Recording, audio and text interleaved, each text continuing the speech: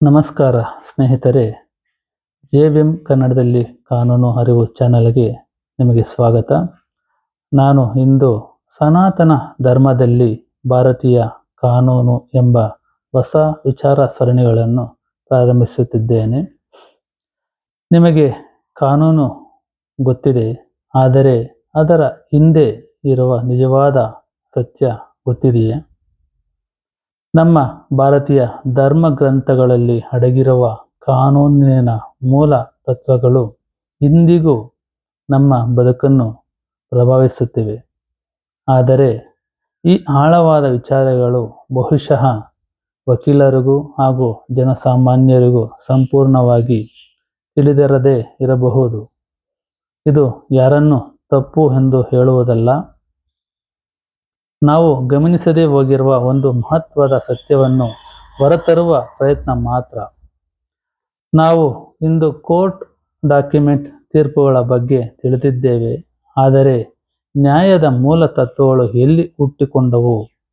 ಧರ್ಮದ ಜೊತೆ ಅದರ ನಿಜವಾದ ಸಂಬಂಧ ಏನು? ಮತ್ತು ಅವು ನಮ್ಮ ಇಂದಿನ ಆಧುನಿಕ ಜೀವನದಲ್ಲಿ ಯಾವ ಪಾತ್ರ ವಹಿಸುತ್ತಿವೆ ಎಂಬುದನ್ನು ಎಷ್ಟು ಆಳವಾಗಿ ತಿಳಿದಿದ್ದೇವೆ ಎಂದು ಪ್ರಶ್ನಿಸಬೇಕಾಗಿದೆ. ವಿಶೇಷವಾಗಿ ನಮ್ಮ ಸನಾತನ ಧರ್ಮದಲ್ಲಿ ಉಲ್ಲೇಖಿಸಿರುವ ಕಾನೂನು ಅಂಶಗಳು ಇಂದಿನ ಆಧುನಿಕ ಸಮಾಜದಲ್ಲಿ ಹೇಗೆ ಅನ್ವಯವಾಗುತ್ತವೆ ಮತ್ತು ಅವು ನಮ್ಮ ಜೀವನವನ್ನು ಹೇಗೆ ಮಾರ್ಗದರ್ಶನ ಮಾಡುತ್ತವೆ ಎಂಬುದನ್ನು ನಾವು ಈ ವಿಚಾರ ಸರಣಿಗಳಲ್ಲಿ ಆಳವಾಗಿ ತಿಳಿಯೋಣ. ಇದು ಕೇವಲ ಕಾನೂನಿನ ಮೇಲ್ಮೈ ತಿಳುವಳಿಕೆಯನ್ನು ಮಾತ್ರವಲ್ಲ, ಅದರ ಹಿಂದೆ ಇರುವ ಧರ್ಮದ ಆಳವನ್ನು ತಿಳಿಯುವ ಜ್ಞಾನ ಯಾತ್ರೆಯಾಗಿದ್ದು, ಕಾನೂನು ನಮ್ಮ ಹಕ್ಕುಗಳನ್ನು ರಕ್ಷಿಸುತ್ತದೆ, ಧರ್ಮ ನಮ್ಮ ಬದುಕನ್ನು ಸರಿಯಾದ ದಾರಿಯಲ್ಲಿ ನಡೆಸುತ್ತದೆ ಎಂಬ ಸತ್ಯವನ್ನು ಸ್ಪಷ್ಟಪಡಿಸುತ್ತದೆ. ಆದ್ದರಿಂದ ಈ ಸರಣಿಗಳು ಕೇವಲ ಮಾಹಿತಿ ನೀಡುವುದಲ್ಲ, ನಿಮ್ಮ ಚಿಂತನೆಗೆ ಹೊಸ ದಿಕ್ಕನ್ನು ನೀಡುತ್ತದೆ. ಈ ಅಮೂಲ್ಯ ವಿಚಾರಗಳ ಆಳ ಸಮುದ್ರದಷ್ಟಿದ್ದು, ಅದನ್ನು ನಾನು ಸರಣಿಗಳ ಮೂಲಕ ನಿಮ್ಮ ಮುಂದೆ ತರುತ್ತೇನೆ. ಆದ್ದರಿಂದ ಪ್ರತಿಯೊಂದು ಭಾಗವನ್ನು ತಪ್ಪದೇ ನೋಡಿ. ಈ ಗ್ರಂಥವು ನಮಗೆ ಬೋಧಿಸುವ ಅತ್ಯಂತ ಮಹತ್ವದ ಸತ್ಯವೆಂದರೆ, ಧರ್ಮ ಎಂಬುದು ಕೇವಲ ಪೂಜೆ ಪುನಸ್ಕಾರಗಳಿಗೋ ಅಥವಾ ಆಚರಣೆಗಳಿಗೋ ಸೀಮಿತವಾಗಿರುವ ಪದವಲ್ಲ. ಅದು ಮಾನವನ ಜೀವನವನ್ನು ನ್ಯಾಯಯುತವಾಗಿ, ಸತ್ಯಾಧಾರಿತವಾಗಿ, ನೀತಿಯೊಂದಿಗೆ ಮತ್ತು ಕರ್ತವ್ಯ ಭಾವದಿಂದ ನಡೆಸುವ ಸಮಗ್ರ ಮೌಲ್ಯ ವ್ಯವಸ್ಥೆಯಾಗಿದ್ದು, ನ್ಯಾಯ, ಸತ್ಯ, ನೀತಿ ಮತ್ತು ಕರ್ತವ್ಯಗಳ ಸಮನ್ವಯ ರೂಪಕವಾಗಿದೆ. ಇಂದಿನ ಆಧುನಿಕ ಸಮಾಜದಲ್ಲಿ ನಾವು ಹೆಚ್ಚಾಗಿ ಕಾನೂನು ಮೇಲೆ ಅವಲಂಬಿತರಾಗಿ ಡಾಕ್ಯುಮೆಂಟ್, ಒಪ್ಪಂದ ಮತ್ತು ಕೋರ್ಟ್ ತೀರ್ಪುಗಳ ಮೂಲಕ ನಮ್ಮ ಹಕ್ಕುಗಳನ್ನು ಸ್ಥಾಪಿಸಲು ಪ್ರಯತ್ನಿಸುತ್ತೇವೆ. ಆದರೆ ಕಾನೂನು ಮಾನವನಿಂದ ನಿರ್ಮಿಸಲ್ಪಟ್ಟ ಬಾಹ್ಯ ವ್ಯವಸ್ಥೆಯಾಗಿದ್ದು, ಅದು ತಪ್ಪು ಸಂಭವಿಸಿದ ನಂತರ ಮಧ್ಯ ಪ್ರವೇಶಿಸಿ ವಿವಾದಗಳಿಗೆ ಪರಿಹಾರ ನೀಡುತ್ತದೆ. ಇದರ ವಿರುದ್ಧವಾಗಿ ಧರ್ಮವು ವ್ಯಕ್ತಿಯ ಒಳಮನಸ್ಸನ್ನು ಜಾಗೃತಗೊಳಿಸಿ ಅವನ ಚಿಂತನೆ ಮತ್ತು ನಡೆನುಡಿಗಳನ್ನು ಸರಿಯಾದ ದಾರಿಯಲ್ಲಿ ನಡೆಸುವ ಮೂಲಕ ತಪ್ಪೇ ನಡೆಯದಂತೆ ತಡೆಯುತ್ತದೆ. ಕಾನೂನು ದಂಡನೆಯ ಭೀತಿಯಿಂದ ಶಿಸ್ತು ತರಲು ಪ್ರಯತ್ನಿಸಿದರೆ, ಧರ್ಮ ಮನಸ್ಸಿನ ಜಾಗೃತಿಯಿಂದ ನೈತಿಕತೆಯನ್ನು ಬೆಳೆಸುತ್ತದೆ. ಆದ್ದರಿಂದ ಕಾನೂನು ಹೊರಗಿನ ನಿಯಂತ್ರಣವಾಗಿದ್ದರೆ, ಧರ್ಮ ಒಳಗಿನ ನಿಯಂತ್ರಣ. ಕಾನೂನು ವಿವಾದ ಬಂದ ನಂತರದ ಪರಿಹಾರ ಆಗಿದ್ದರೆ, ಧರ್ಮ ವಿವಾದವೇ ಬರದಂತೆ ಮಾಡುವ ಜೀವನ ಶೈಲಿಯಾಗಿದೆ. ಇಂದಿನ ಜನರು ಕೇವಲ ಕಾನೂನು ಪಾಲನೆಗೆ ಮಾತ್ರ ಸೀಮಿತವಾಗದೆ, ಧರ್ಮದ ಮೌಲ್ಯಗಳನ್ನು ತಮ್ಮ ದಿನನಿತ್ಯದ ಜೀವನದಲ್ಲಿ ಅಳವಡಿಸಿಕೊಂಡಾಗ ಮಾತ್ರ ನಿಜವಾದ ನ್ಯಾಯ, ಶಾಂತಿ ಮತ್ತು ಸಮತೋಲನ ಈ ಸಮಾಜದಲ್ಲಿ ಸ್ಥಾಪಿತವಾಗುತ್ತದೆ. ಇಂದಿನ ಆಧುನಿಕ ಜೀವನದಲ್ಲಿ ನಾವು ಬಹುಸಾರಿ ಕಾನೂನಿನ ಮೇಲೆಯೇ ಸಂಪೂರ್ಣ ಅವಲಂಬಿತರಾಗಿ ಬದುಕುತ್ತೇವೆ. ಡಾಕ್ಯುಮೆಂಟ್ ಇದ್ದರೆ ಸಾಕು, ಒಪ್ಪಂದ ಮಾಡಿದರೆ ಸಾಕು, ಕೋರ್ಟಿನಲ್ಲಿ ಗೆದ್ದರೆ ನ್ಯಾಯ ಸಿಕ್ಕಿತು ಎಂದು ಭಾವಿಸುತ್ತೇವೆ. ಆದರೆ ಸಮಸ್ಯೆಗಳ ಮೂಲವೇ ಇಲ್ಲಿ ಅಡಗಿದೆ. ಏಕೆಂದರೆ ನಾವು ಧರ್ಮವನ್ನು ಮರೆತಿದ್ದೇವೆ. ಧರ್ಮವೆಂದರೆ ಕೇವಲ ಆಚರಣೆಗಳಲ್ಲ, ಅದು ನಮ್ಮ ಪ್ರತಿದಿನದ ನಿರ್ಧಾರಗಳಲ್ಲಿ ಸತ್ಯ, ನ್ಯಾಯ, ನೀತಿ ಮತ್ತು ಕರ್ತವ್ಯಗಳನ್ನು ಪಾಲಿಸುವ ಜಾಗೃತಿ. ಉದಾಹರಣೆಗೆ, ಜಮೀನು ವ್ಯವಹಾರದಲ್ಲಿ ಕಾನೂನುಬದ್ಧ ದಾಖಲೆ ಇದ್ದರೂ ಅದು ಮತ್ತೊಬ್ಬರ ಹಕ್ಕು ಕಸಿದುಕೊಂಡದ್ದಾದರೆ ಅದು ಧರ್ಮವಲ್ಲ. ವ್ಯವಹಾರದಲ್ಲಿ ಒಪ್ಪಂದ ಇದ್ದರೂ ಮೋಸದ ಉದ್ದೇಶ ಇದ್ದರೆ ಅದು ನ್ಯಾಯವಲ್ಲ. ಕುಟುಂಬದಲ್ಲಿ ಆಸ್ತಿ ಹಂಚಿಕೆ ಕಾನೂನು ಪ್ರಕಾರವಾದರೂ ಎಲ್ಲರ ಹಕ್ಕುಗಳನ್ನು ಗೌರವಿಸದಿದ್ದರೆ ಅದು ಸತ್ಯವಲ್ಲ. ಇಂದಿನ ಸಮಾಜದಲ್ಲಿ ಪ್ರಕರಣಗಳು ಹೆಚ್ಚಾಗುತ್ತಿರುವುದು ಕಾನೂನು ದುರ್ಬಲವಾಗಿರುವುದರಿಂದಲ್ಲ, ಧರ್ಮದ ಅರಿವು ಕಡಿಮೆಯಾಗಿರುವುದರಿಂದ. ಕಾನೂನು ತಪ್ಪಾದ ನಂತರ ಕ್ರಮ ತೆಗೆದುಕೊಳ್ಳುತ್ತದೆ, ಆದರೆ ಧರ್ಮ ತಪ್ಪೇ ಆಗದಂತೆ ಮನಸ್ಸನ್ನು ನಿಯಂತ್ರಿಸುತ್ತದೆ. ಆದ್ದರಿಂದ ಸಾಮಾನ್ಯ ಜನರು ಅರಿತುಕೊಳ್ಳಬೇಕಾದ ಮುಖ್ಯ ಸಂಗತಿ ಏನೆಂದರೆ, ಕೇವಲ ಕಾನೂನು ತಿಳಿದಿದ್ದರೆ ಸಾಕಾಗುವುದಿಲ್ಲ. ಧರ್ಮದ ಅರಿವು ಇದ್ದಾಗ ಮಾತ್ರ ನಿಜವಾದ ನ್ಯಾಯ ಸಿಗುತ್ತದೆ. ಇಲ್ಲವಾದರೆ ಕೋರ್ಟಿನಲ್ಲಿ ಗೆದ್ದರೂ ಜೀವನದಲ್ಲಿ ಸೋಲು ಖಚಿತ. ಜಮೀನು ಖರೀದಿಯಂತಹ ವ್ಯವಹಾರಗಳಲ್ಲಿ ನಾವು ಸಾಮಾನ್ಯವಾಗಿ ರಿಜಿಸ್ಟ್ರೇಷನ್ ಇದ್ದರೆ ಸಾಕು ಎಂಬ ಕಾನೂನುಬದ್ಧ ದೃಷ್ಟಿಕೋನಕ್ಕೆ ಮಾತ್ರ ಸೀಮಿತವಾಗಿರುತ್ತೇವೆ. ಅಂದರೆ sale deed, encumbrance certificate, RTC, ಖಾತೆ ಇತ್ಯಾದಿ ದಾಖಲೆಗಳು ಸರಿಯಾಗಿದ್ದರೆ ಅದು ಸಂಪೂರ್ಣ ಸುರಕ್ಷಿತ ವ್ಯವಹಾರ ಎಂದು ಭಾವಿಸುತ್ತೇವೆ. ಆದರೆ ಧರ್ಮದ ದೃಷ್ಟಿಯಿಂದ ನೋಡಿದರೆ ಅದು ಸಾಕಾಗುವುದಿಲ್ಲ. ಏಕೆಂದರೆ ಕಾನೂನು ಕೇವಲ ದಾಖಲೆಗಳ ಸತ್ಯಾಸತ್ಯತೆಯನ್ನು ಮಾತ್ರ ಪರಿಶೀಲಿಸುತ್ತದೆ. ಆದರೆ ಧರ್ಮವು ಆ ಆಸ್ತಿಯ ನೈತಿಕ ಹಕ್ಕನ್ನು ಪ್ರಶ್ನಿಸುತ್ತದೆ. ಈ ಜಮೀನು ನಿಜವಾಗಿಯೂ ಮಾರಾಟಗಾರನದ್ದೇನಾ? ಯಾರಾದರೂ ಬಲವಂತ, ಮೋಸ ಅಥವಾ ತಿಳಿಯದ ಸ್ಥಿತಿಯಲ್ಲಿ ತಮ್ಮ ಹಕ್ಕು ಕಳೆದುಕೊಂಡವರೇನಾ? ಕುಟುಂಬದ ಸದಸ್ಯರ, ವಿಶೇಷವಾಗಿ ಮಹಿಳೆಯರ ಅಥವಾ ವಾರಸುದಾರರ ಹಕ್ಕುಗಳನ್ನು ನಿರ್ಲಕ್ಷ್ಯ ಮಾಡಲಾಗಿದೆಯೇ? ಇಂತಹ ಪ್ರಶ್ನೆಗಳು ಧರ್ಮದ ವ್ಯಾಪ್ತಿಗೆ ಬರುತ್ತವೆ. ಇಂದಿನ ಸಮಾಜದಲ್ಲಿ ಅನೇಕ ಭೂ ವಿವಾದಗಳು ಉಂಟಾಗುತ್ತಿರುವುದಕ್ಕೆ ಪ್ರಮುಖ ಕಾರಣವೆಂದರೆ ಜನರು ಕೇವಲ ಕಾನೂನುಬದ್ಧ ದಾಖಲೆಗಳ ಮೇಲೆ ಅವಲಂಬಿತರಾಗಿ ಧರ್ಮಬದ್ಧ ಪರಿಶೀಲನೆ ಮಾಡದೆ ವ್ಯವಹಾರ ನಡೆಸುವುದು. ಆದ್ದರಿಂದ ಸಾಮಾನ್ಯ ಜನರು ಅರಿತುಕೊಳ್ಳಬೇಕಾದ ಮಹತ್ವದ ಸಂಗತಿ ಏನೆಂದರೆ, ರಿಜಿಸ್ಟ್ರೇಷನ್ ಒಂದು ಕಾನೂನು ರಕ್ಷಣೆ ನೀಡಬಹುದು, ಆದರೆ ನಿಜವಾದ ಸುರಕ್ಷತೆ ಧರ್ಮಬದ್ಧ ಪರಿಶೀಲನೆಯಿಂದ ಮಾತ್ರ ಸಿಗುತ್ತದೆ. ಇಲ್ಲವಾದರೆ ಕಾನೂನುಬದ್ಧವಾಗಿ ಖರೀದಿಸಿದ ಆಸ್ತಿ ಕೂಡ ಮುಂದಿನ ದಿನಗಳಲ್ಲಿ ದೊಡ್ಡ ವಿವಾದ ಮತ್ತು ಅನ್ಯಾಯಕ್ಕೆ ಕಾರಣವಾಗಬಹುದು. ಈ ನಿಟ್ಟಿನಲ್ಲಿ ನಮ್ಮ ಭಾರತೀಯ ಧರ್ಮ ಗ್ರಂಥಗಳು ನೀಡುವ ಅತ್ಯಂತ ಆಳವಾದ ಸಂದೇಶವೆಂದರೆ, ಪ್ರತಿಯೊಬ್ಬ ಮಾನವನೊಳಗೂ ಒಂದು ಅಧ್ಯಕ್ಷಣೀಯ ನ್ಯಾಯಾಲಯ ಸದಾ ಕಾರ್ಯನಿರ್ವಹಿಸುತ್ತದೆ. ಇನ್ನೊಮ್ಮೆ ಹೇಳುತ್ತೇನೆ, ನಮ್ಮ ಭಾರತೀಯ ಧರ್ಮಗ್ರಂಥಗಳು ನೀಡುವ ಅತ್ಯಂತ ಆಳವಾದ ಸಂದೇಶವೆಂದರೆ, ಪ್ರತಿಯೊಬ್ಬ ಮಾನವನೊಳಗೂ ಒಂದು ಅಧ್ಯಕ್ಷಣೀಯ ನ್ಯಾಯಾಲಯ ಸದಾ ಕಾರ್ಯನಿರ್ವಹಿಸುತ್ತಿದೆ ಎಂಬುದು.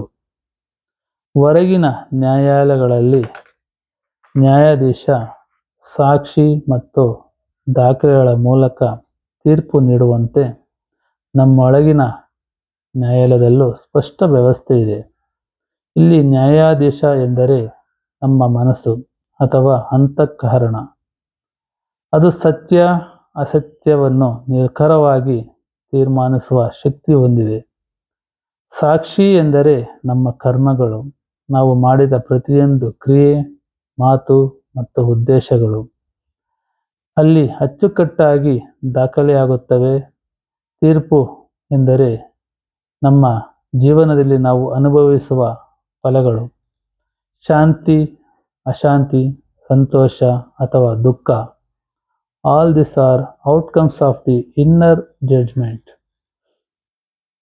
ಹೊರಗಿನ ಕೋರ್ಟಿನಲ್ಲಿ ಸಾಕ್ಷಿಗಳ ಕೊರತೆ, ತಪ್ಪು ದಾಖಲೆಗಳು ಅಥವಾ ತಾಂತ್ರಿಕ ಕಾರಣಗಳಿಂದ ತಪ್ಪು ತೀರ್ಪು ಬರುವ ಸಾಧ್ಯತೆ ಇದ್ದರೂ ಜೀವನದ ಈ ಒಳಗಿನ ನ್ಯಾಯಾಲಯದಲ್ಲಿ ಯಾವುದೇ ತಪ್ಪು ಸಾಧ್ಯವಿಲ್ಲ.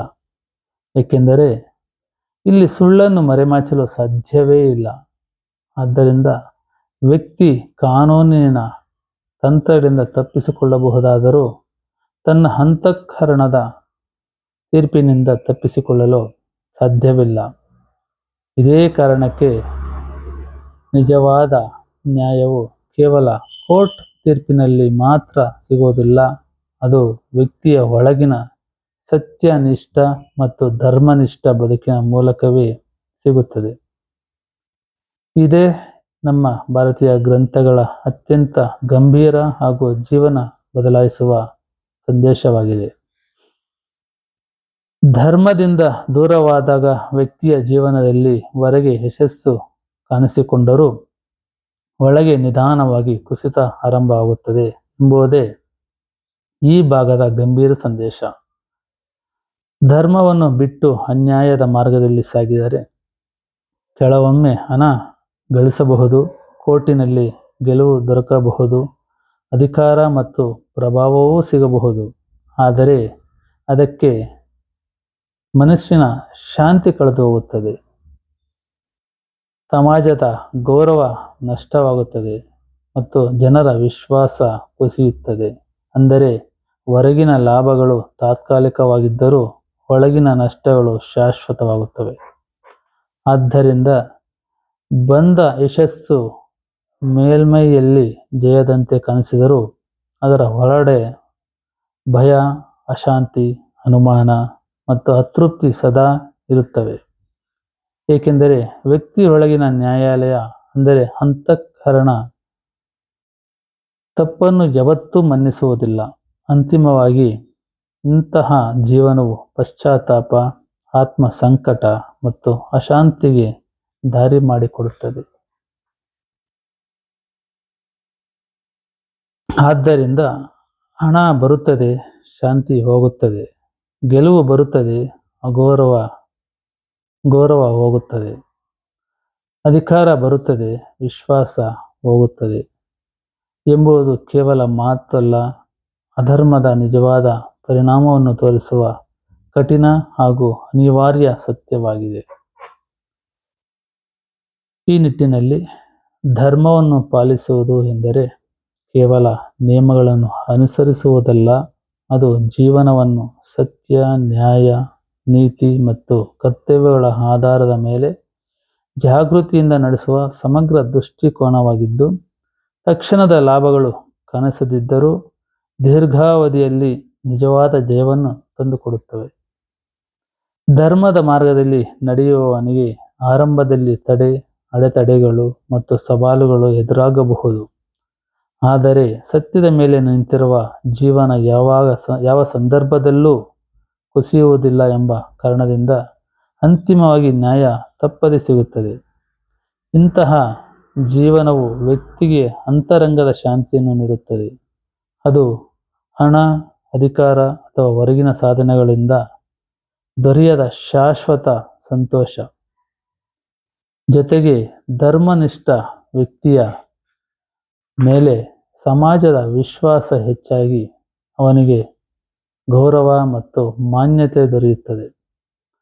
ಅವನ ಮಾತು ಮತ್ತು ನಡೆಗೆ ಮೌಲ್ಯ ಬರುತ್ತದೆ, ಏಕೆಂದರೆ ಅವು ಸತ್ಯ ಮತ್ತು ನೈತಿಕತೆಯ ಮೇಲೆ ನಿರ್ಮಿತವಾಗಿರುತ್ತವೆ. ಹೀಗಾಗಿ ಧರ್ಮವನ್ನು ಪಾಲಿಸುವುದು ತಾತ್ಕಾಲಿಕವಾಗಿ ಕಷ್ಟವಾದರೂ ಅದು ಶಾಶ್ವತವಾಗಿ ಸಂತೋಷ, ಗೌರವ ಮತ್ತು ನ್ಯಾಯವನ್ನು ನೀಡುತ್ತದೆ. ತಡವಾದರೂ ನ್ಯಾಯ ಸಿಗುತ್ತದೆ, ಶಾಂತಿ ಬರುತ್ತದೆ, ಜನರ ವಿಶ್ವಾಸ ಹೆಚ್ಚುತ್ತದೆ ಎಂಬುದು ಕೇವಲ ಆಶಾವಾದವಲ್ಲ, ಅದು ಜೀವನದಲ್ಲಿ ಸತ್ಯ ಮತ್ತು ಧರ್ಮದ ಅಂತಿಮ ಜಯವನ್ನು ಸೂಚಿಸುವ ನಿಜವಾದ ತತ್ವ. ಇದನ್ನೇ ಸತ್ಯದ ಜಯ ಎಂದು ಕರೆಯುತ್ತಾರೆ. ಇಂದಿನ ಸಮಾಜದಲ್ಲಿ ಜನರು ಕಾನೂನನ್ನು ತಮ್ಮ ರಕ್ಷಣೆಗಾಗಿ ಬಳಸುತ್ತಾರೆ. ಅದು ತಪ್ಪುಗಳ ವಿರುದ್ಧ ಕವಚದಂತೆ ಕೆಲಸ ಮಾಡುತ್ತಾ ಹಕ್ಕುಗಳನ್ನು ಕಾಯುತ್ತದೆ ಮತ್ತು ಅನ್ಯಾಯವಾಗಿದ್ದಾಗ ನ್ಯಾಯ ಪಡೆಯಲು ಸ್ಪಷ್ಟ ಮಾರ್ಗ ನೀಡುತ್ತದೆ. ಆದರೆ ಕಾನೂನು ಮುಖ್ಯವಾಗಿ ಹೊರಗಿನ ರಕ್ಷಣೆ ನೀಡುವ ವ್ಯವಸ್ಥೆಯಾಗಿದ್ದು, ವ್ಯಕ್ತಿಯ ಒಳಗಿನ ನೈತಿಕತೆಯನ್ನು ಸಂಪೂರ್ಣವಾಗಿ ರೂಪಿಸುವುದಿಲ್ಲ. ಇದೇ ಸಂದರ್ಭದಲ್ಲಿ ಧರ್ಮದ ಮಹತ್ವ ಸ್ಪಷ್ಟವಾಗುತ್ತದೆ.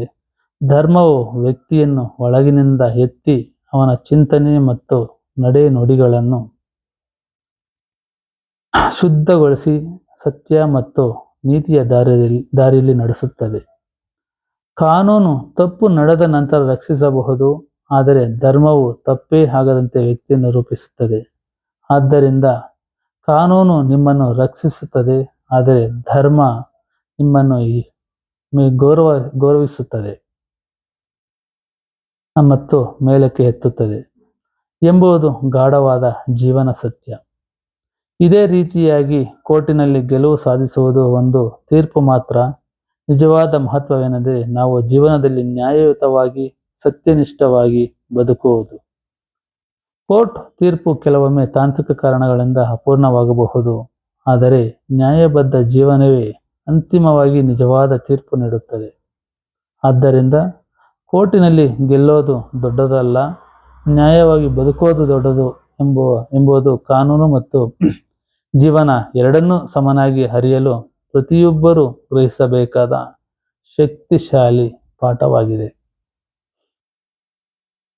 ಕಾನೂನು ನಮ್ಮ ಸಮಾಜದ ಅಸ್ಥಿಭಾರವಾಗಿದ್ದು, ಪ್ರತಿಯೊಬ್ಬರ ಹಕ್ಕುಗಳನ್ನು ರಕ್ಷಿಸುವ ಶಕ್ತಿಯುತ ವ್ಯವಸ್ಥೆಯಾಗಿ ಅನ್ಯಾಯವಾಗಿದ್ದಾಗ ನ್ಯಾಯ ಪಡೆಯಲು ಸ್ಪಷ್ಟ ಮಾರ್ಗವನ್ನು ತೋರಿಸುತ್ತದೆ.